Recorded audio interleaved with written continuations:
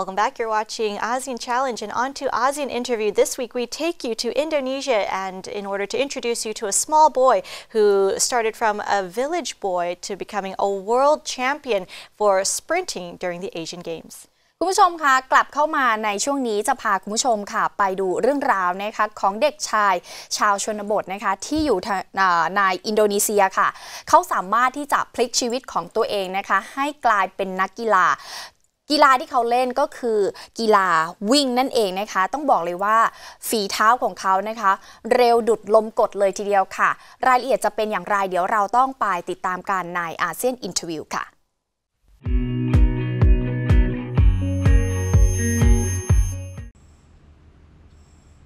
Just over a year ago, Indonesian sprinter Lalu Muhammad Zohri could barely afford running shoes and was pretty much unknown outside his small village on the eastern island of Lombok.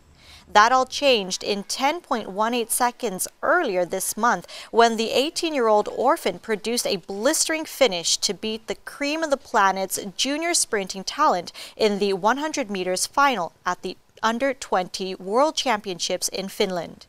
Indonesia had never previously had a finalist at the championships, let alone a world junior champion, and Zohri has quickly been burdened with the hopes of a nation ahead of the hosting of Asian Games. Zohri's sudden rise to the status of household name in the Southeast Asian nation of some 260 million people is clearly still something of a shock to the quietly spoken teenager. It was beyond my imagination, Zohri chuckled as he spoke to reporters on the sideline of a training in Jakarta. I feel very proud and thankful. Indonesian President Joko Widodo has praised him as a collective inspiration to the nation's athletes to achieve gold at the Asian Games and ordered ministers to renovate Zohri's humble woven bamboo home.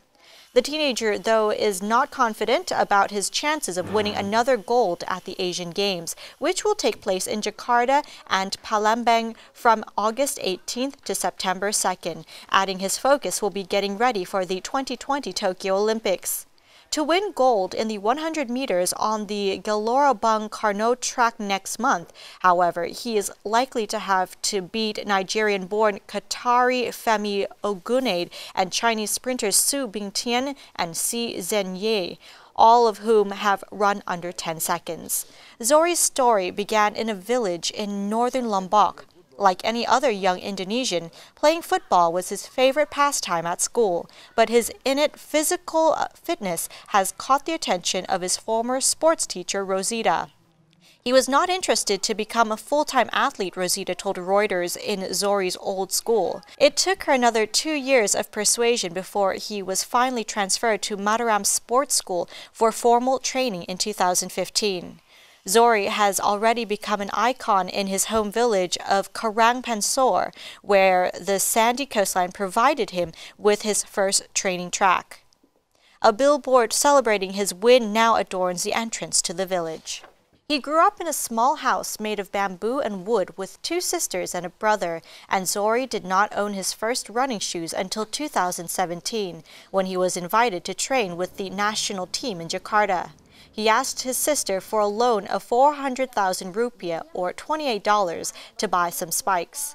He didn't want to receive too much help. He only tells me what he needs after I asked because he doesn't want to cause trouble, his eldest sister, Bayak Fazila, said in her house, which has turned into a mini museum displaying medals and awards won by Zohri.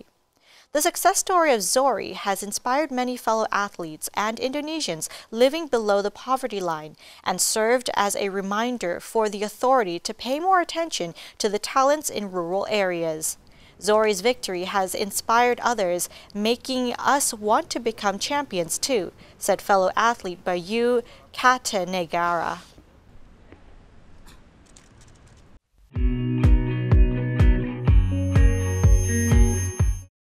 คุณผู้ชมคะและนี่ก็คือทั้งหมดของรายการอาเซียน Challenge นะคะในสัปดาห์นี้ก็ถือว่าเต็มอิ่มและก็จุใจนะคะเกี่ยวกับเรื่องราวของสาระหรือว่าประเด็นต่างๆที่เราสองคนได้นำมาฝากกันแต่วันนี้เวลาก็ได้หมดลงแล้วนะคะก็ต้องขอตัวลาคุณผู้ชมไปก่อนสวัสดีค่ะสวัสดีค่ะ